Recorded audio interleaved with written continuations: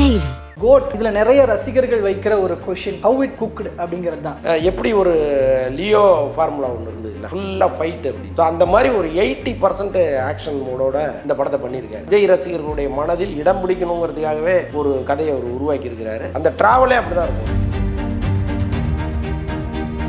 எங்கேயாவது ஏதோ ஒரு வகையிலாவது அஜித் இதுக்குள்ள வந்துருவாரா அப்படிங்கிற ஒரு விஷயம் ஒரு முக்கியமான பாயிண்ட். அதுல வெங்கட் பிரபுக்கு என்ன கால்குலேஷன் அப்படின்னா, குரலை பயன்படுத்துவதற்கு ஏதாவது வாய்ப்புகள். வெங்கட் பிரபு போய் அஜித்தை பார்த்ததுக்கு காரணம் நிறைய அரசியல் கருத்துக்கள் இருக்கு. ஆனாலும் இல்லைன்னு ஒரு சொல்லுவாரு, அவர் தான் டைரக்டர். இப்ப முன்னாடியே சொன்னீங்கன்னா அந்த படத்தை எடுக்க விடுவாங்க. அதனாலதான். ஆனா அரசியல் இருக்கு. இந்த படத்துல அரசியல் வைக்கலன்னா விஜய் அரசியல்வாதியே கிடையாதுங்க. நான் விசாரிச்ச வரைக்கும், இப்போ இந்த இங்கே இன்டர்வியூக்கு வர்றதுக்கு முன்னாடி நான் ஒருத்தர்கிட்ட பேசினேன். அவர் இந்த படத்தில் ஒர்க் பண்ணுறோம். அவர் இந்த ஃபைனலாக ஒர்க் பண்ணும்போது அவருக்கு ஒரு அவுட்புட் கிடைக்கும்ல. ஸோ இப்போ அவர் என்ன சொல்கிறாரு, விஜயகாந்த் பட் இருக்கிறாருன்றது கன்ஃபார்ம், ஏஐல வர்றாரு, ஓகே. எந்த காலத்தையே விஜயகாந்த் அப்படிங்கிறது ஒரு கேள்வியாக இருக்குது. ரெஃபரன்ஸ் தான் பிரேமலதா கொடுத்துருக்காங்க. Okay okay. அதை அப்படியே உருவாக்கியிருக்காங்களா இல்லை கொஞ்சம் முன்ன வெளிநாட்டில் 5 மணி ஷோ போடுறதுங்கிறது ஒரு பெரிய ஆச்சரியம் இல்லை. ஆனால் டெல்லியில் 5 மணி ஷோ போட்டிருக்காங்க, அதுவே கண்ணாமண்ணு வித்துருக்கு டிக்கெட்டுன்னு சொல்கிறார். இப்போ நமக்கு ரொம்ப ஆச்சரியமாக தானே. நீங்கள் கேரளாலாம் போனீங்கன்னா இன்னும் நம்ம தமிழ்நாட்டை விட அதிகமாக விஜயை கொண்டாடுறாங்க. அப்போ அங்கெல்லாம் கண்ணாமண்ணு. முக்கிய புள்ளி இருக்கிறதுனால எந்த தலையீடுகளும் இருக்க போறது இல்லையா? இல்லை இப்போ வரைக்கும் இடையூறுகள் இருந்துகிட்டு தான் இருக்குன்னு நினைக்கிறேன். இடையூறுகள் இல்லாமல் எப்படி இருக்குங்க? ஒரு நாளைய அரசியலில் ரொம்ப முக்கியமான ஒரு தலைவராக அவர் வரப்போறாரு. பல கட்சிகள் நிச்சயமா ஓட்டு களையக்கூடிய ஒரு சூழல் இங்கே இருக்கு. அப்போ அந்த அளவுக்கு ஹைப் ஏத்திட்டு இருக்காங்க. இது படத்துக்கு பாதிப்பு ஆகும் நீங்க நினைக்கிறீங்களா? ஹைப் ஓவரா வைக்கப்பட்டிருக்குன்னு நினைக்கிறீங்களா உங்க பார்வையில? இல்ல, ஹைப் விஜய் படத்துக்கு தானாவே உருவாகி, விஜய் படம்னாலே ஆட்டோமேட்டிக்கா அந்த கூட்டம் வரத்தான் செய்யுங்க. ஹைப் என்னதான் குறைச்சாலும் அது தானா வரும். இன்னொன்னு அவங்க நிஜமாவே ரொம்ப டாக்டிக்ஸா இதை ஹேண்டில் பண்றாங்க. ஒருவேளை ஆடியோ லான்ச் வச்சிருந்தாங்கன்னு வைங்க, பெரிய ஹைப் ஆயிரும். அங்க அதுக்கு டைம் இல்லைன்னு சொல்றாங்க. அதுதான் உண்மை காரணம். அது பெரிய பொய்யுங்க. ஆனால் இன்னமும் நம்மளுக்கு துளி கூட வெளியில் வராத அளவுக்கு ஏதோ விஷயங்கள் உள்ளே இருக்குன்னு நீங்கள் நினைக்கிறீங்களா படத்துக்குள்ள? ஒரு ஹிடன் ஒன்று வச்சுருக்காங்க.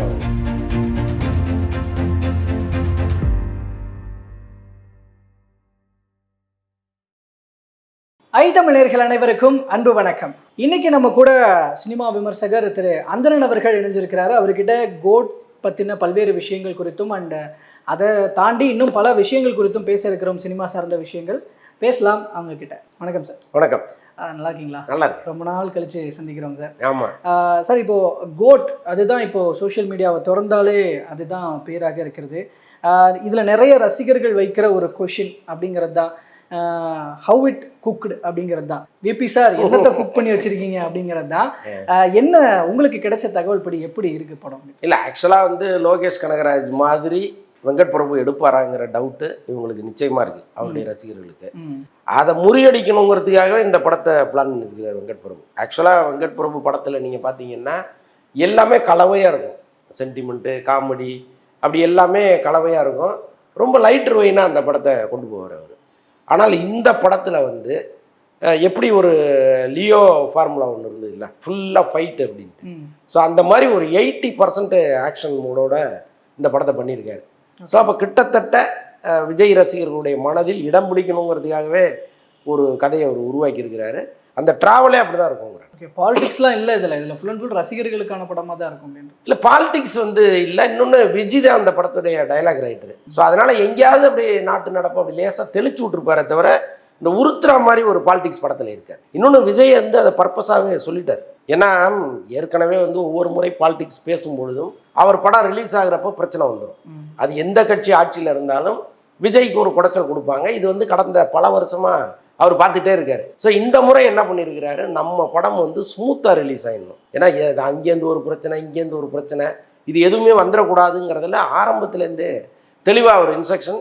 நோ அரசியல், எங்கேயுமே யாரையுமே உறுத்துற மாதிரி நான் டயலாக் பேச மாட்டேங்கிறது தான் ஒரு ஆரம்பத்தில் சொல்லி. ஏன்னா கூடுதலாக இப்போ அரசியல் கட்சி வேலை இப்போ ஸ்டார்ட் பண்ணி அதுக்கான வேலைகள் இருக்கிறதுனால கொஞ்சம் பொறுப்போடு நடந்துக்கணும் அப்படின்னு பார்க்குறாங்களோ, இல்லை வேற எதுவும் பிரச்சனைகள் வந்துட வேணாம்? இல்லை, இது நீங்கள் ஒரு ஸ்பெஷலாகவே பார்த்தீங்கன்னா எந்த அரசியல் தலைவரும் தன் படத்தில் ஒரு அரசியல் விஷயத்தை வைக்காமல் கடந்து போனவங்களே கிடையாது. இப்போ விஜயகாந்த் கட்சி ஆரம்பித்தப்போ அவருடைய படங்கள்ல அரசியல் இருக்கும். அவர் கையில வந்து அந்த தேமுதிக அந்த கலர்ல மோதிரம் போட்டிருப்பாரு. அங்கங்க குறியீடுகள் இருந்துகிட்டே இருக்கும். ஆனால் அந்த மாதிரி எந்த குறியீடும் இல்லாத ஒரு அரசியல் தலைவர் படமா இது வருது. அதுக்கு முக்கிய காரணம் என்ன அப்படின்னா, சினிமாவை விட்டு அரசியலுக்கு போகும்பொழுது நாம வந்து நம்ம படம் ஒரு மிகப்பெரிய ஹிட்டான படம், இவ்வளோ பெரிய வசூல் அது குவிச்சுது அப்படிங்கிற ஒரு எண்ணத்தோட அப்படி ஒரு பார்வையோட போயிடணும்னு அவர் நினைக்கிறார். இப்போ நீங்கள் அதில் தேவையில்லாத ஒரு அரசியலை உள்ளே வைக்கிறீங்கன்னு வைங்களேன், அப்போ ஆட்டோமேட்டிக்காகவே ஆளுங்கட்சி கோபம் அதுக்குள்ளே திரும்பும். அப்போ எங்கெல்லாம் இந்த படத்துக்கு லாக்கு கொடுக்க முடியும், எங்கெல்லாம் டார்ச்சர் கொடுக்க முடியும் நினச்சி இறங்குனாங்கன்னு வைங்க, இந்த கலெக்ஷனே இந்த அளவுக்கு வருவதற்கு வாய்ப்பு இல்லை. ஸோ அதெல்லாம் நிச்சயமாக நடக்கும். ஓகே, இந்த ஆக்சுவலி கொஞ்சம் பாலிடிக்ஸ் சார்ந்த விஷயங்கள் கொஞ்சம் ஃபைனலாகவும் பேச வேண்டியிருக்குங்க சார். நம்ம அதில் தொடர்ந்து பேசலாம். நடுவில் இந்த படத்தில் சொல்லப்படுற எதிர்பார்க்கப்படுற விஷயங்கள் அப்படின்னு சொல்லிட்டு நிறைய எக்ஸ்பெக்டேஷன்ஸ் வைக்கப்படுது அப்படின்ற அந்த பாயிண்ட்ல முக்கியமான பாயிண்ட்டாக இருக்கிறது, எங்கேயாவது ஏதோ ஒரு வகையிலாவது அஜித் இதுக்குள்ளே வந்துடுவாரா அப்படிங்கிற ஒரு விஷயம் ஒரு முக்கியமான பாயிண்ட். அதில் இதற்கு நீங்கள் ஒரு சில உங்களோட இன்டர்வியூஸ் பார்த்து அதில் நீங்கள் மறுத்திருக்கிறீங்க. பட் இருந்தாலும் கூட வேலிடான பாயிண்ட்ஸாக இதுக்கு ஒரு போனஸ் பாயிண்ட்ஸாக ஒரு பேக் போனாக இருக்கிற விஷயமாக அஜர்பைஜானில் போயிட்டு அஜித் அவர்கள் வந்து விபி சந்திச்சது, ஸோ இந்த மாதிரி ஏதோ ஒரு வாய்ஸ் ரிலேட்டடாவது உள்ளே வந்துருமா அப்படின்னு. இன்னொரு முக்கியமான ஒரு விஷயம் என்னன்னா, அவருக்கு ஒரு ஆசை ஒன்று இருக்குது, விஜயும் அஜித்தையும் வச்சு படம் பண்ணிடணும் அப்படிங்கிற ஒரு ஆசை. அது 2 பேர்கிட்ட அவர் வெளிப்படுத்தவும் செஞ்சிருக்கிறாரு. ஒருவேளை இதற்கப்புறம் விஜய்க்கு இருக்கிற சுச்சுவேஷன்ஸ், படம் நடிக்க முடியாதுன்ற சுச்சுவேஷன்ஸ் வரும்போது இந்த படத்தில் அதை ஏன் பாசிபிள் பண்ணியிருக்க கூடாது அப்படின்ற ஒரு கேள்வி. இல்லை, அப்படி வந்து சும்மா மேலோட்டமாக ஒரு சீன் வர்ற மாதிரி அப்படிலாம் வருவதற்கு அஜித் முதல்ல விரும்ப மாட்டார். இன்னொன்று வந்து இது விஜய் படம்.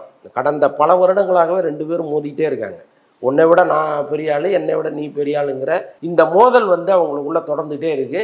கலெக்ஷன் வைஸ் நான் உன்னை முறியடிக்கணுங்கிற மாதிரியே அஜித் நினைக்கிறாரு. ஏன்னா இன்னைக்கு வந்து 2 பேரும் ஆனால் ஸ்மூத்தாக இருக்கிறாங்க அப்படின்றதான விபி பதிவு பண்ணுறாரு. எத்தனை பேரை பார்த்துருக்காங்க அரசியலில். 2 அரசியல் தலைவர் சந்திச்சுக்கும் போது கட்டி பிடிச்சிப்பாங்க, இவங்களுக்குள்ளேயே சண்டைன்னு நம்ம நினைப்போம். ஆனால் பின்னால் என்ன நடக்குதுங்கிறது நமக்கு தெரியும் இல்லையா? ஸோ அந்த மாதிரி தான் சினிமாவில் 2 பேரும் 2 சக்கரவர்த்திகள். இவங்க 2 பேரும் சந்திக்கும் போது வேணா அப்படியே பரஸ்பரம் சிரிக்கிற மாதிரியும் கட்டி பிடிச்சிக்கிற மாதிரி ஏதோ ஒன்று நடக்கும். ஆனால் உள்ளுக்குள்ள நிச்சயமா ஒரு இந்த தொழில் போட்டிங்கிறது ஒன்று இருக்கும். உன்னை விட நான் ஒரு படி அதிகமாக போகணுங்கிற எண்ணம் வந்து ஒருத்தருக்கு ஒருத்தர் நிச்சயமாக இருக்கும். ஸோ அதுதான் பல வருடமாக நம்ம பார்த்துட்டே இருக்கோம்.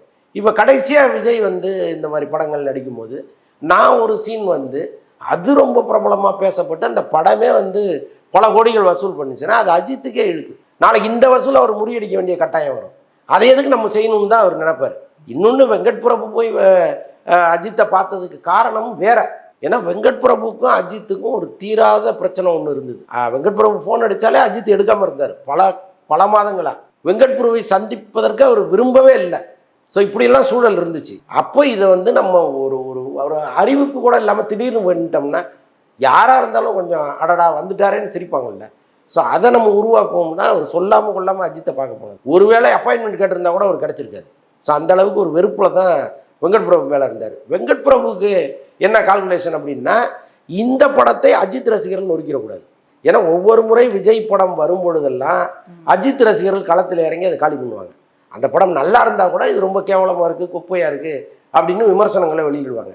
நம்ம அந்த மாதிரி ஒரு சூழ்நிலையை இந்த படத்துக்கு கிரியேட் பண்ணக்கூடாது அப்படின்ட்டு அப்போ விஜய் படம் பண்ணால் கூட நம்ம அஜித்தை போய் சந்திப்போம், அஜித்தோட ஒரு ஃபோட்டோ எடுத்து போடுவோம், அஜித் இதுக்குள்ளே இருக்கிறாருங்கிற ஒரு செய்தியை உழவுணும். இது எல்லாமே வந்து ஒரு ஸ்ட்ராட்டஜி வெங்கட் பிரபுக்கு. ஸோ அதனால தான் அவர் போய் வந்து அஜித்தை மீட் பண்ணார். நல்ல வேலையாக அஜித் இவர் மீது இருந்த கோபத்தெல்லாம் மறந்துட்டு டக்குன்னு பார்த்தோன்னே எல்லாமே ஃப்ரெண்ட்ஸ் ஆகிட்டாங்க. பழைய கோபத்தெல்லாம் அவர் மறந்துட்டார். அதுக்காக இந்த படத்தில் வந்து அவர் நடிச்சிருவாரான்னா 100க்கு 200% நடிக்க மாட்டார். ஆனால் குரலை பயன்படுத்துவதற்கு ஏதாவது வாய்ப்புகள் இருக்குது. அது உறுதியாக நமக்கு தெரியல. அஜித் இதில் இருக்காரான்னு கேட்ட கேள்விக்கு இல்லைன்னு சொல்லிட்டாங்க அந்த தயாரிப்பாளர். நம்ம அவங்கள்ட்ட பேசணும், அஜித் இதில் இருக்காரான்னு கேட்டதுக்கு இல்லை சார்ன்னு சொல்லிட்டேன். ஏன்னா இதில் முக்கியமாக ஒரு விஷயம், ஏன்னா ஒரு கோபிநாத் அவர்களோட இன்டர்வியூவில் கூட கேட்கும்போது இதற்கு மேலே மோகனுக்கு மேலே ஒரு வில்லன் இருக்கார் அப்படின்ற போது அப்போ அந்த இடத்துல ஏன்னா அவர் கூடுதலாக பகிர்ந்த ஒரு விஷயம் 2 பேரை வச்சு படம் பண்ணணும்னு சொல்லும்போது வில்லன் கேரக்டர் யாருன்னு 2 பேரும் அடிச்சுக்கிட்டாங்க. ஐ மீன் விளையாட்டுத்தனமாக நான் தான் அப்படின்ற மாதிரி பண்ணிக்கிட்டாங்க. அப்போ இந்த இடத்துல மேலே ஒரு வில்லன் இருக்கா அப்படின்றப்போ அந்த இடத்துல ஒரு வாய்ஸாக அஜித் ஏன் வந்துடக்கூடாது, இடம் பெற்றிடக்கூடாதுன்னு என்னோட ஒரு யூகம். இல்லை, ஒரு வாய்ஸ் வந்து எப்படி வந்து அதை மாற்றும். நீங்கள் அட்லீஸ்ட் ஒரு 10 வரி டயலாக் இருந்தால் கூட நீங்கள் அதை ஒத்துக்கலாம். Okay okay. ஒரு ஒரு ஒரு ஒரு செகண்டு 10 செகண்ட் வாய்ஸ் வந்து அதை எப்படி அந்த டோட்டலாக எல்லாத்தையுமே மாற்றும். ஐ மீன் அந்த எல்சியூல லாஸ்ட்ல கமல் வாய்ஸ் கேட்கும் இல்லைங்களா, ஐ மீன்ஸ் லியோல கமல் வாய்ஸ் கேட்கல, லைக் அந்த மாதிரி ஏன் இருந்துடக்கூடாது அப்படின்னு ஒரு எதிர்பார்ப்பு தான். எனக்கு தெரிந்து அப்படி ஒரு பெருந்தன்மையோட இதை அணுகிறவரா அஜித் இருக்க மாட்டாருன்னு நான் நினைக்கிறேன். ஸோ இதில் இன்னொரு முக்கியமாக ஸ்டார் கேஸ்ட்டை உங்களை இன்னும் எதிர்பார்ப்புகள் ஏற்படுது. இன்னொரு பக்கம் எஸ்கே இருக்கிறாருன்ற ஒரு கேள்வி, பட் மறுக்கிறாங்க. த்ரிஷா அதுவும் இன்னும் வெளிப்படுத்தவே இல்லை. நீங்கள் கூட கேட்டீங்க ஏன் அதை வெளிப்படுத்தாமல் இருக்கணும் அப்படின்னு கேட்டிருக்கீங்க. அதில் என்ன விஷயங்கள், ஏன் அதை மறைக்கணும், ஏன் ஒரு சஸ்பென்ஸ் வச்சிடக்கூடாது? இல்லை, இப்போ சிவகார்த்திகேயன் இருக்கிறத வேணா அவங்க மறைக்கலாம். அதில் வந்து ஒரு பாயிண்ட் இருக்குது. இப்போ சிவகார்த்திகேயனுக்கு வந்து அவ்வளோ பெரிய ரசிகர் கூட்டம் இருக்குது. சிவகார்த்திகேயன் திடீர்னு படத்துக்குள்ளே வரும்போது தன்னை அறியாமல் கை தட்டுவான். பட் த்ரிஷாவை மறைக்க வேண்டிய அவசியம் இல்லை. விஜய் படத்தில் த்ரிஷா இருப்பாங்கங்கிறது ஆப்வியஸ்லி தெரிஞ்ச விஷயம். இப்போ இந்த படத்தில் வந்து ஒரு பாட்டுக்கு அவங்க ஆடுறாங்க அப்படிங்கிறது தான் இதில் இருக்கிற பெரிய சஸ்பென்ஸு. இது தாண்டி அவங்களுக்கு ஒரு கேமியோ ரோல் கூட கிடையாது. சும்மா ஒரு பாட்டுக்கு வந்து ஆடுறாங்க, அது ஒரு ஐட்டம் டான்ஸாக இருக்க போகுது, அவ்வளோதான். இது எதுக்கு மறைக்கிறாங்கன்னு தெரியல. இப்போ அவங்க உள்ளே இருக்காங்கங்கிற தகவலை அவங்க வெளியில் சொல்லியிருந்தாங்கன்னா அவங்கள வச்சு ஒரு இன்டர்வியூ கொடுத்துருக்கலாம். நிச்சயமாக அது ஒரு பெரிய பப்ளிசிட்டி மெட்டீரியலாக மாறி இருக்கும். ஸோ அதெல்லாம் ஏனோ செய்ய தவறிட்டாங்க. அது முன்னாடி கேட்டது போல் அந்த ஒரு ஸ்டேடியம் காட்டுற விஷயம் இதெல்லாம் வந்து ஐபிஎல் அப்படிங்கிறது வந்து விபி அவரோட படங்களில் முடிஞ்ச வரைக்கும் அதை பயன்படுத்துகிற ஒரு விஷயமா இருக்கும்போது ஐபிஎல்லை வச்சு மெயினாக இருந்தது மங்காத்தா. ஸோ மங்காத்தா கூட ஏன் ஒரு லிங்க் இருக்கக்கூடாது படத்துக்கு அப்படின்ற ஒரு எதிர்பார்ப்பு, ஒரு கேள்வியாக. இது எல்லாமே ரசிகர்களோ இல்லை மற்றவர்களோ அந்த ட்ரெய்லர் பார்க்குறவங்களோ எல்லாம் வைக்கிற யூக கேள்விகள் தான். இன்னும் சொல்லப்போனால் ஒரு அப்படி இருந்துடக்கூடாதா அப்படிங்கிற ஒரு சந்தோஷத்தில் ஒரு எதிர்பார்ப்பு கேள்விகள் தான். அப்படி எதுவும் இருக்கிறதுக்கான பாசிபிலிட்டிஸ் நீங்கள் பார்க்குறீங்களா? சார், நீங்கள் படம் ஸ்டார்ட் பண்ணிட்டீங்கன்னா உங்களுக்கு படத்தின் மீது தான் உங்கள் பார்வை முழுக்க இருக்கும். இதில் அவங்க வருவாங்களா இவங்க வருவாங்களாங்கிற எண்ணத்துக்கே நீங்கள் போக மாட்டீங்க. முழுக்க முழுக்க கதையோடு நீங்கள் ட்ராவல் பண்ண ஆரம்பிச்சு அப்படின்னு அவங்க சொல்கிறாங்க. ஸோ அந்த அளவுக்கு வந்து அது ஒரு பர்ஃபெக்டாக கொடுத்துருக்குறாங்களா என்னமோ நமக்கு தெரியல. நான் விசாரித்த வரைக்கும் இப்போ இந்த நீங்கள் இங்கே இன்டர்வியூக்கு வர்றதுக்கு முன்னாடி நான் ஒருத்தர்கிட்ட பேசினேன். அவர் வந்து இந்த படத்தில் ஒர்க் பண்ணுறவர். அவரு இந்த விஎஃப்எக்ஸில் ஒர்க் பண்ணவர். அவர் இந்த ஃபைனலாக ஒர்க் பண்ணும்போது அவருக்கு ஒரு அவுட்புட் கிடைக்கும்ல. கடைசியாக அந்த டிஐ பண்ணும்போதெல்லாம் அவங்க பக்கத்தில் இருந்திருப்பாங்கல்ல. ஸோ இப்போ அவர் என்ன சொல்கிறாரு, படம் நல்ல விறுவிறுப்பாக இருக்குது சார், ஆனாலும் இப்போ நீங்கள்லாம் தொடர்ந்து இன்டர்வியூவில் சொல்கிற மாதிரி ஒரு 15 நிமிஷத்தை குறைச்சிருந்தாங்கன்னா ரொம்ப பர்ஃபெக்டான படமாக இருந்திருக்கும் சார்னு அவர் ஒரு கருத்து சொல்கிறாரு. இன்னொரு பக்கம் வந்து எஃப்எம்எஸ் டிஸ்ட்ரிபியூட்டர் ஒருத்தர் எனக்கு தெரியும். அவர்கிட்ட நான் பேசும்போது அவர் என்ன சொல்கிறாருன்னா, சார் வெளிநாட்டில் இந்த படத்தை சென்சார் பண்ண ஒருத்தர் என்கிட்ட பேசினார். அப்போ அவர் சொல்கிறாரு படம் வந்து ரொம்ப விறுவிறுப்பாக இருக்குது, படம் போகிறதே தெரியல 3 மணி நேரம்னு அவர் சொல்கிறார் சார்னு சொல்கிறார். ஸோ ஆக மொத்தம் நீங்கள் கூட்டி கழித்து பார்க்கும்போது இந்த படம் போர் அடிக்காத ஒரு படமாக வருங்கிற நம்பிக்கை இருக்குது. இப்போ நீங்கள் விஎஃப்எக்ஸ் பண்ணவர் பேசினார் அப்படின்றதுனால நான் அது சார்னு கேட்கணும்னு நினச்சேன். டெக்னிக்கலி இல்லை, நீங்கள் வந்து இப்போ விஎஃப்எக்ஸ் பண்ணாருன்னொன்னே அந்த குழுவிலேருந்து ஒருத்தர் வந்து யாரா சொன்னது அப்படின்னு ஆயிடக்கூடாது. Okay okay. நான் அவர் வந்து ஜஸ்ட்டு பேசிகிட்டு இருக்கும்போது சொன்னார், இல்லைண்ணா நான் பார்த்தேன் படம் எனக்கு பிடிச்சிருக்கு, ஓவராலாக நல்லா இருக்குண்ணா அப்படின்னு சொல்லிட்டு இந்த கருத்தை சொன்னார். ஒரு 15 நிமிஷம் கட் பண்ணியிருந்தா இன்னும் நல்லா இருக்கும். டெக்னிக்கல் ஒர்க்ஸ் நான் அதை தான் கேட்கணும்னு நினச்சேன். விஎஃப்எக்ஸ் சொல்லிட்டேன், ஏன்னா டிஏஜிங் இதெல்லாமே வந்து ட்ரை பண்ணியிருக்கிறாங்க தமிழ் சினிமாவில் அப்படின்ற போது அதெல்லாம் எப்படி வந்திருக்கு? ஏன்னா அது கூட ஃபஸ்ட்டு ஒரு விமர்சனம் எழுந்தது, அதற்கப்புறம் அதில் டிஏஜிங்கில் இன்னும் ஒர்க் பண்ணாங்க, இன்னும் அதை ஃபைன் டியூன் பண்ணாங்க அப்படிங்கிற தகவலும் கிடைச்சிது நமக்கு. அப்போது அது எப்படி வந்திருக்கு? விஎஃப்எக்ஸில் ஒரு புது முயற்சி கை கொடுத்துருக்கா கொடுக்கலையான்ற தகவல். ஆமாம், இப்போ இவங்க வந்து லாஸ் ஏஞ்சல்ஸ் போனதே அதுக்கு தான். இப்போ விஎஃப்எக்ஸில் ஒரு படத்தை பண்ணும்போது அல்லது டிஏஜிங் பண்ணும்போது அந்த பொம்மை வந்து ஒரு மெழுகு பொம்மை மாதிரி சில நேரம் வந்துடும். அது வந்து படத்தில் நம்ம பார்க்கும்போது ஒரு இயற்கையாகவே இருக்காது. அது விஎஃப்எக்ஸ் அப்படிங்கிறது நமக்கு திட்டவட்டமாக தெரிஞ்சதுனால நம்மளால் அதை ஒட்ட முடியாது. ஆனால் அப்படி இல்லாமல் இருக்கணும் அப்படின்னு தான் அவங்க அங்கே போனது. அது ஒர்க் அவுட் ஆகிருக்குன்னு சொல்கிறாங்க. இப்போ விஜயகாந்தெல்லாம் பார்த்தீங்கன்னா நீங்கள் ஒரிஜினலாகவே விஜயகாந்தை எடுத்த மாதிரி இருக்கும்னு அவங்க சொல்கிறாங்க. விஜயகாந்த் பட் இருக்கிறாருன்றது கன்ஃபார்ம், ஏஐல வர்றாரு, ஓகே. எந்த காலத்தையே விஜயகாந்த் அப்படிங்கிறது ஒரு கேள்வியாக இருக்குது. இப்போது கேப்டன் பிரபாகரனில் வந்த மாதிரியா, இல்லை கொஞ்சம் வயதானவராக ஒரு ரொம்ப சீனியராக இருக்கிற ஒருத்தராக இருப்பாரா, இந்த மாதிரி சில கேள்விகள் எழுது. அதில் ஏதாவது தகவல்? அதான் இந்த கேப்டன் பிரபாகரன் ரெஃபரன்ஸ் தான் பிரேமலதா கொடுத்துருக்காங்க. Okay okay. அதை அப்படியே உருவாக்கியிருக்காங்களா இல்லை கொஞ்சம் முன்ன மாற்றிருக்காங்களான்னு தெரியல.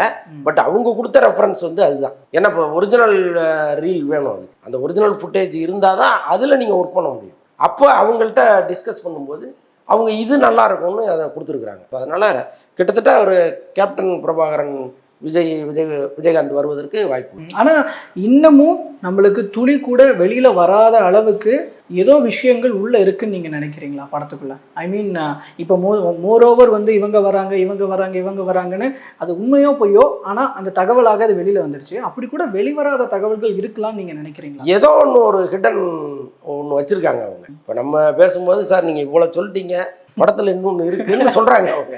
எஸ். அது என்னன்னு நமக்கு தெரியல. நம்ம மேக்சிமம் வந்து நம்ம அதுல இருந்து கண்டுபிடிச்சு நம்ம சொல்லியிருக்கோம் இத்தனை நாட்கள்ல. அவங்க அதை தாண்டி ஒன்று இருக்குங்கிறாங்க. அதுதான் என்னன்னு தெரியல. அது கண்டிப்பா ஒருவேளை விஜயகாந்த் கேரக்டரே அவங்க சொல்றாங்களான்னு தெரியல. Okay okay. விஜயகாந்தே படத்துல எவ்வளவு நேரம் வருவாரு, அவரு இறுதியா வந்து படத்தை முடிச்சு வைக்கிறாரா அப்படிங்கிறதுலாம் இருக்குல்ல. ஓகே. ஆனா அதெல்லாம் அந்த FDFS முடிஞ்சாதான் இப்போ தெரியும் அப்படிங்கிறது. இதுல இப்போ படத்துல வசூல் எந்த அளவுக்கு இருக்கும் அப்படின்ற ஒரு எதிர்பார்ப்புகள் இப்பவே கிளம்ப ஆரம்பிச்சிருச்சு. அதுல இப்போ எதிர்பார்ப்புக்கு அடுத்து நடக்க போறது இருக்கட்டும், பட் இப்போ நடந்திருக்கிறது என்ன, ப்ரீ புக்கிங்ல எந்த அளவுக்கு வந்திருக்கு அப்படிங்கிற ஒரு தகவல் இருக்குங்களா எக்ஸாக்டா? இப்போ படக்குழு அதிகாரப்பூர்வமா சொல்லல. இல்ல அமௌண்ட்டா நமக்கு தெரியல. அது விரைவில் தயாரிப்பாளர் தரப்பு சொல்லுவாங்க, இல்லைன்னா நம்ம விசாரிக்கலாம். பட்டு பார்த்தீங்கன்னா இந்த புக்கிங் வந்து ஒரு தாறுமாறான புக்கிங்காக இருக்குது. ஆல்மோஸ்ட் எல்லா ஏரியாவிலையுமே இருக்குது. இப்போ அவங்க சொல்கிறது வந்து கிட்டத்தட்ட ஒரு 5000 சொச்சம் ஸ்க்ரீன் நாங்கள் பண்ணியிருக்கோம், ரிலீஸ் பண்ண போகிறோம் அப்படிங்கிறாங்க. அவ்வளவு ஏரியாவிலையுமே இந்த ப்ரீ புக்கிங் வந்து ரொம்ப ஃபாஸ்ட்டாக நடந்திருக்கு. காலையில் டெல்லியிலேருந்து நண்பர் ஒருத்தர் பேசினார். அவர் சொல்கிறார், டெல்லியில் 70% தியேட்டர் வந்து அதிகாலை ஷோ போட்டிருக்காங்க சார், 5 மணி ஷோ போட்டு. தமிழ்நாட்டில் 5 மணி ஷோ போடுறதுங்கிறது ஒரு பெரிய ஆச்சரியம் இல்லை. ஆனால் டெல்லியில் 5 மணி ஷோ போட்டிருக்காங்க, அதுவே கண்ணாமண்ணு வித்துருக்கு டிக்கெட்டுன்னு சொல்கிறாரு. அப்போ நமக்கு ரொம்ப ஆச்சரியமாக தானே. நீங்கள் கேரளாலாம் போனீங்கன்னா இன்னும் நம்ம தமிழ்நாட்டை விட அதிகமாக விஜயை கொண்டாடுறாங்க அங்கே. அப்போ அங்கெல்லாம் கண்ணாமண்ணு போயிடும். விநியோகஸ்தர்கள் வந்து இப்போ கொஞ்சம் அதிகமாக ரேட் வைக்கிறாங்க, அதனால வந்து இந்த சிறப்பு காட்சிகள் எல்லாம் ரத்து பண்ணணும் அப்படின்னு காலையில் கிடைச்ச தகவல் படி 80% திரையரங்க உரிமையாளர்கள் வந்து முடிவு பண்ணியிருக்கிறாங்கன்னு ஒரு தகவல் வெளியாகிட்டு இருக்கு. அது உண்மைதானா? அப்போ சிறப்பு காட்சிகள்லாம் ரத்து செய்யப்படுது? அது உண்மைதான். ஆக்சுவலாக என்னென்னா, இப்போ ஏஜிஎஸ் நிறுவனம் வந்து ராகுல்னு ஒருத்தர்கிட்ட கொடுத்துட்டாங்க படத்தை. அவர் வந்து அங்கங்கே படத்தை பிஸ்னஸ் பண்ணியிருக்காரு. இப்போ இவர் என்ன சொல்கிறாராம், 9 மணிக்கு நீங்கள் படத்தை போட்டிங்கன்னா ஒரு டிக்கெட் இந்த விலை நீங்கள் விற்கணும். அதுவே 10 மணின்னா நீங்கள் அதை விட ஒரு பாதி விலைக்கு விற்றா போதும், அல்லது ஒரு நாமினல் ரேட்டுக்கு விற்றா போதும்னு இவர் சொல்லியிருக்காரு. இப்போ இவங்க என்ன பண்ணுறாங்க, 9க்கும் 10க்கும் 1 மணி நேரம் வித்தியாசம் தானே, நாங்கள் எதுக்கு அவ்வளோ விலைக்கு விற்கணும்? இப்போ இவங்க டிக்கெட்டை விற்றுருவாங்க, நாளைக்கு கணக்கு சொல்கிறது, கவர்மெண்ட் நாளைக்கு ஒரு ரைடு வருதுன்னா பதில் சொல்லணும், இவ்வளோ பிரச்சனைகள் அவங்களுக்கு இருக்குது. ஸோ அப்போ எதுக்கு ரிஸ்க் இல்லாமல் ஒரு வேலையை பார்ப்போம்னு அவங்க நினைக்கிறாங்க. ஸோ இது நடந்தது உண்மைதான். பட்டு இப்போ சிறப்பு காட்சிக்கு ஒரு டிஸ்கஷன் ஒன்று போயிட்டுருக்கு. அநேகமாக நம்ம இன்டர்வியூ முடிக்கும்போது கவர்மெண்ட்டு சொல்லிடும் சிறப்பு காட்சி உண்டா இல்லையா அப்படின்ட்டு. கடைசி இந்த இடத்துல நான் ஒரு நோட் பண்ணணும்னு நினைக்கிறேன். காலையில் டைரக்டர் விபி வந்து ஒரு ட்வீட் ஒன்று போட்டிருந்தார். எலான் மஸ்க்கும் முதல்வர் ஸ்டாலின் அவர்களும் சந்திச்சுக்கிற மாதிரி ஒரு ஏஐ பிக் போட்டு, இங்கே வந்து தமிழ்நாட்டில் இது வந்து எலான் மஸ்கினுடைய கம்பெனி வந்துன்னா இது எப்படி இருக்கும் சம்திங், அது மாதிரியான ஒரு ட்வீட்டு. அது வந்து இந்த சிறப்பு காட்சிகளை பெறுவதற்கான ஒரு சினிமாக்காரர்கள் எப்பவுமே கொஞ்சம் போயிருக்காரு முதல்வர். அது எல்லாத்தையும் தாண்டி வெங்கட் பிரபு வந்து பிரச்சனைக்குரிய இயக்குனர் கிடையாது. அவர் எல்லாருக்கும் பிடித்த ஒரு இடத்துல இருக்கிறவர் தான் வெங்கட் பிரபு. யாரும் அவர் மேல அவர்ஷன் ஆனது கிடையாது, அப்படி ஒரு நபரே அவர் கிடையாது. அப்போ ஆளுங்கட்சி அவர் மீது அவர்ஷன் ஆக வேண்டிய அவசியம் கிடையாது. இந்த பக்கம் கல்பாத்தி அகரம் தயாரிப்பாளர் ரொம்ப பெஸ்ட் தயாரிப்பாளர். அவர் எந்த காலத்திலையும் அரசியல் ரீதியாக ஒரு முகத்தை அவர் காமிச்சதே கிடையாது. ரொம்ப பீஸ்ஃபுல்லான ஒரு தயாரிப்பாளர். எல்லாருக்கும் அவர் மேலே ஒரு மரியாதை இருக்குது, ஆளுங்கட்சிக்கும் இருக்குது. அப்போ இவங்க 2 பேருக்காக சில சலுகைகளை கவர்மெண்ட் செய்யும். ஆனால் இந்த பக்கம் பார்த்தீங்கன்னா விஜய்ங்கிற ஒரு அரசியல்வாதி, அது மட்டும்தான் அவங்களுக்கு உறுத்தல். பாக்கி இந்த படம் சம்பந்தப்பட்ட எல்லாரோடையும் அரசாங்கத்துக்கு ஒரு இணக்கமான விஜய்ன்றது முக்கிய புள்ளி இருக்கிறதுனால எந்த தலையீடுகளும் இருக்க போறது இல்லையா? இல்லை இப்போ வரைக்கும் இடையூறுகள் இருந்துகிட்டு தான் இருக்குன்னு நினைக்கிறீங்களா? இடையூறுகள் இல்லாமல் எப்படி இருக்குங்க? ஒரு நாளைய அரசியலில் ரொம்ப முக்கியமான ஒரு தலைவராக அவர் வரப்போகிறாரு. பல கட்சிகள் வந்து நிச்சயமாக ஓட்டு களையக்கூடிய ஒரு சூழல் இங்கே இருக்குது. எல்லாருக்குமே ஒரு கோபம் இருக்க தானே செய்யும். அப்போ முக்கியமாக ஆளுங்கட்சிக்கு நிச்சயமாக அந்த கோபம் இருக்கும். அதெல்லாம் இல்லைன்னு நீங்கள் என்ன சொன்னாலும் அது வந்து சும்மா பொய்ன்னு தான் நம்ம எடுத்துக்கணும். நிச்சயமாக இருக்கும். ஆனால் இந்த படத்துக்கு அப்படிலாம் ஒரு குடைச்சல் வந்துடக்கூடாதுங்கிறதுக்காக தான் இவர் விஜய் வந்து இவ்வளவு நாள் அமைதியாக இருந்தார். அரசியல் ரீதியாக எங்கேயாவது ஒரு பலமான கருத்துக்களை சொல்லியிருக்காரு பாருங்க, சொன்னதே கிடையாது. அதுக்கு காரணம் என்னன்னா, நம்ம படத்துக்கு சிக்கல் வந்துடக்கூடாது அப்படின்னு. இப்போ அடுத்த படமே அவர் பண்ணுறாருல்ல விஜய் 69, அது வந்து அரசியல் படமாக இருக்கும், நிறைய அரசியல் கருத்துக்கள் இருக்குது. ஆனாலும் இல்லைன்னு வினோத் அவர்கள் சொன்னார். அவர் சொல்லுவார், அவர் வந்து அவர் தான் டைரக்டர். இப்போ முன்னாடியே சொன்னீங்கன்னா அந்த படத்தை எடுக்க விடுவோம்ல. ஓ அதனால தான். ஆனா அரசியல் இருக்கு. இந்த படத்துல அரசியல் வைக்கலன்னா விஜய் அரசியல்வாதியே கிடையாதுங்க. ஓகே. அதுதானே டாக்டிக்ஸ். நீங்க வந்து 100 மீட்டிங் நடத்துறதும் சரி, 50 மாநாடு நடத்துறதும் சரி, ஒரு படம் எடுக்கிறதும் சரி, நீங்க எல்லா கருத்துக்களையும் படத்துக்குள்ள வச்சுட்டீங்கன்னா நீங்க தெரு தெருவா போய் உங்க கருத்து சொல்ல வேண்டிய அவசியமே இல்லை. அப்போ படத்துக்குள்ள நீங்க சொல்லணும். ஆனா கட்சி உணர்த்து வந்து தாவேக உறுப்பினர் கிடையாது. அவர் ஒரு முக்கியமான இயக்குனர். அதுக்காக விஜய்க்கு முழுக்க முழுக்க சொம்படிக்கணுங்கிறதுக்காக ஒரு படம் பண்ண மாட்டார். இந்த கருத்துக்கள் இருக்கும், மறைமுகமாகவோ அல்லது நேரடியாக கொஞ்சமாகவோ அரசியல் இருக்கும். ஓகே. அதனால அடுத்த படங்கிறது வேற. அதுக்கே என்ன பண்றாரு விஜய், வேறொரு தயாரிப்பாளரை கூப்பிட்டு வந்து நெருக்கடியில் மாட்டிக்க கூடாது நம்ம அப்படின்ட்டு இப்போ தயாரிப்பாளர் என்று சொல்லப்படுகிற ஒரு தயாரிப்பாளர்கிட்ட ஃபைனான்ஸாக தான் வாங்கியிருக்காங்க.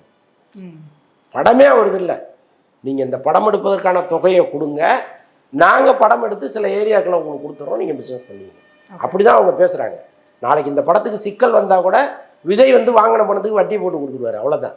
ஸோ அதுதான் வந்து பேச்சு. பொதுவாகவே தமிழ் சினிமாவில் ரெட் ஜெயண்டினுடைய ஆதிக்கம் இருக்குன்னு இப்போ எல்லாரும் தொடர்ந்து அரசியல் சார்ந்து பேசுகிறவங்களும் விமர்சனம் பண்ணுற ஒரு விஷயம் தான். தனக்கு எதிராக ஃப்யூச்சரில் அரசியல் எதிரணியில் எதிர்த்து, அதாவது ஒரு எதிரியாக வரப்போகிறவரோட படத்துக்கு பின்னாடி ரெட் ஜெயண்டினுடைய எந்த ஒரு நடவடிக்கைகளும் இல்லாமலா இருக்கும். இல்லை இந்த படத்தில் இருக்கா? இல்லை இந்த படத்தை பொறுத்தளவுக்கு அவங்க இந்த அதிகாலை காட்சிக்கு ஒரு தடை ஒன்று போட்டிருக்காங்க. அது பேசிகிட்டு இருக்காங்க. இப்போ ஜெயிலர் படத்துக்கு கூட முத நாள் தான் வந்து இந்த டிஸ்கஷன் நடந்து அதிகாலை ஷோ பற்றி ஒரு முடிவுக்கு வந்தாங்க. ஒரு 4 நாளைக்கு முன்னாடி எல்லாம் சொல்லலை, இந்த முத நாள் தான் சொன்னாங்க. ஸோ அந்த மாதிரி இந்த படத்துக்கு பாசிட்டிவாக கூட சொல்வதற்கு வாய்ப்புகள் இருக்குது. இதில் ரெட் ஜெயண்ட் வந்து பெருமளவு தலையிடாததுக்கு சில காரணங்கள் இருக்குது.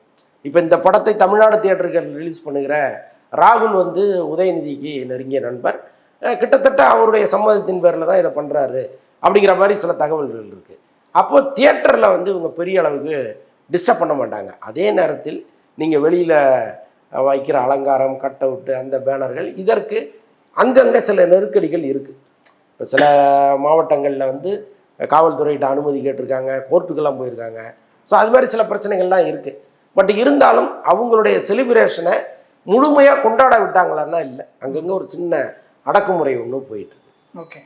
இதில் அவங்க இப்போது தயாரிப்பாளர் வந்து சொல்கிற ஒரு விஷயம் வந்து, இன்டர்வியூஸில் வெளியில் பேசுகிறவங்க ரொம்ப ஹைப் வைக்காதீங்க, அது படத்துக்கு வந்து முக்கியமாக இந்த மாதிரி பெரிய படத்துக்கு பாதிப்பாயிடும் அப்படிங்கிறது. அப்போது அந்தளவுக்கு ஹைப் ஏற்றிட்டு இருக்கிறாங்க, இது படத்துக்கு பாதிப்பு ஆகும்னு நீங்கள் நினைக்கிறீங்களா? ஹைப் ஓவராக வைக்கப்பட்டிருக்குன்னு நினைக்கிறீங்களா உங்கள் பார்வையில்?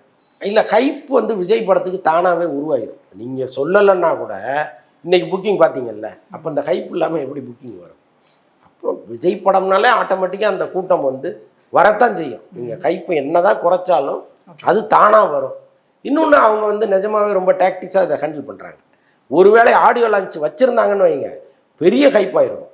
அங்கே வந்து அதுக்கு டைம் இல்லைன்னு சொல்கிறாங்க, அதுதான் உண்மை காரணம். அது பெரிய பொய்யுங்க. எப்படிங்க படம் எடுக்கிறதுக்கு டைம் இருக்குது, இவ்வளோ பெரிய தொகையை அதில் போடுறதுக்கு முடியுது, அவங்க ஆடியோ லான்ச் நடத்துறதுக்கு டைம் இல்லைன்னு சொல்ல முடியாது. ஏன்னா எல்லாமே ஷெட்யூல் தானே. ஒரு படத்தை இங்கே ஆரம்பிக்கிறோம், இந்த நாடுகளில் ஷூட் பண்ணுறோம், கிளைமாக்ஸை எத்தனாம் தேதி முடிக்கிறோம், இதற்கப்புறம் ப்ரொமோஷன் ஆக்டிவிட்டிஸ் இதெல்லாம் இருக்குது. அதில் ஆடியோ லான்ச்சு என்னைக்கு இருக்குங்கிறது அந்த ஷெட்யூல் போடாமல் இருந்திருப்பாங்களா என்ன? அப்போ அது உண்மை ரீசன் இல்லைன்னா உண்மை ரீசன் என்னன்னா இதுதான், ஒரு பெரிய ஹைப்பு கிரியேட் ஆகிடக்கூடாதுங்கிறது ஒன்று. விஜய் அங்கே ஏதாவது அவரை அறியாமல் ஒரு அரசியல் பேசி அது படத்துக்கு பிரச்சனை ஆகிடக்கூடாதுங்கிறது இன்னொன்று. அதை வந்து விஜயே முடிவு பண்ணிட்டார். இப்போ இவங்க கேட்கும் பொழுதே இல்லைங்க ஆடியோ லான்ச் வேண்டாம் அப்படின்னு சொன்னவர் அவர் தான். ஸோ அதனால் வந்து எந்த வகையிலும் இந்த படத்திற்கோ அல்லது தயாரிப்பாளருக்கோ பிரச்சனை வந்துடக்கூடாது அப்படிங்கிறது தான் அவங்க நோக்கம். இன்னும் சொல்ல போனால் சமீப காலத்தில் விஜய் படங்கள் பிரச்சனை இல்லாமல் வர்ற ஒரே படம் இதுதான். ஓகே. ஆமாம், சர்க்கார் கூடலாம் கம்பேர் பண்ணி ஆமாம், பிரச்சனை இல்லாத படம் இது. ஓகே. ஸோ இந்த படம் கோட் சார்ந்து நீங்கள் ஃபைனலாக ஏதாவது சொல்லிக்கணும் அப்படின்னு நீங்கள் நினைக்கிறீங்களா? அதாவது ரசிகர்களுக்கோ இது எந்த மாதிரி இருக்கும் அப்படிங்கிறதுல? இல்லை, நம்ம கேள்விப்பட்டதை நான் சொல்லிட்டேன். இது வந்து விறுவிறுப்பாக இருக்குது அப்படின்னு சொல்கிறாங்க. வழக்கம் போல் ஒரு 1/4 மணி நேரம் குறைச்சா நல்லாயிருக்கும்னு சொல்கிறாங்க. பட் இதையெல்லாம் தாண்டி ரசிகர்கள் என்ன நினைக்கிறாங்களோ அதுதான். 80% இந்த படத்தில் ஃபைட்டுங்க, ஒரு 20% தான் டாக்கி போர்ஷன். ஃபைனலாக பிக் ஒரு அதாவது லவ் டுடே பற்றி ப்ரொடியூசர் வந்து ஸ்டேஜில் பேசினப்போ அது எப்படி கன்வே ஆகிருக்கு அப்படின்னா, பிகிலால் ஏற்பட்ட லாஸை வந்து லவ் டுடே காப்பாற்றி கொடுத்துருச்சுன்ற மாதிரி இப்போ சோஷியல் மீடியாவில் பேசிட்டு வராங்க. உண்மை அதுதானே? இல்லை பிகில் அவங்களுக்கு லாஸ்ன்னு அவங்க சொல்லலை, எங்கேயுமே சொல்லலை. ம். பட் ஒருவேளை ஃப்ளோவில் வந்து அப்படி கன்வே ஆயிடுச்சா என்னன்னு அதான் அவங்க சொன்னது அப்படி சொல்லியிருக்க மாட்டாங்களோ என்னவோ, பட் இப்படி கன்வே ஆகிட்டு சோஷியல் மீடியாவில் இது ஒரு பேசுபொருள் ஆகிட்டு இருக்கு. அதனால கேட்குறேன். எனக்கு தெரிந்த பிகில் வந்து லாஸ் ஆன படமாக தெரில. ஓகே, நல்லா தானே போச்சு. ஓகே. ஸோ பொறுத்திருந்து பார்க்கலாம். கோட் நாளைக்கு வந்து தெரிஞ்சிடும் அப்படின்ற வகையில் வெளியானதுக்கப்புறம் நிறைய பேசுறதுக்கு இருந்தால் அதையும் தொடர்ந்து பேசுவோம் சார். ஓகே.